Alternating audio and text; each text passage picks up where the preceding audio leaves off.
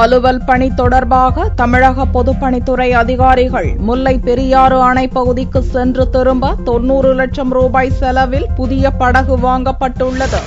முல்லை பெரியாறு அணை பகுதிக்கு அலுவல் பணிக்காக செல்லும் தமிழக அதிகாரிகள் தேக்கடி நீர்த்தேக்கத்தின் வழியாகவோ வல்லக்கடவு வனப்பகுதி வழியாகவோ செல்ல வேண்டும். வல்லக்கடவு வனப்பகுதி கேரள வனத்துறையின் கட்டுப்பாட்டில் இருப்பதால் அம்மாநில அதிகாரிகளின் அனுமதி பெற்று செல்ல வேண்டியுள்ளது.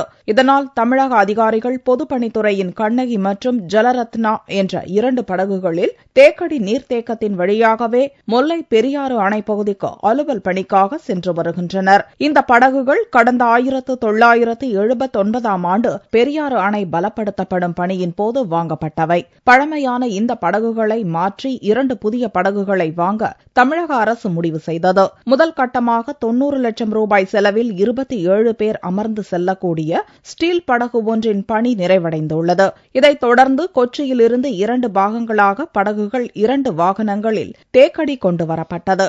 இன்னும் 1 வாரத்திற்குள் படகு இணைக்கும் பணி முடிக்கப்பட்டு தேக்கடி ஏரியில் புதிய படகு தன் பயணத்தை தொடங்க உள்ளது.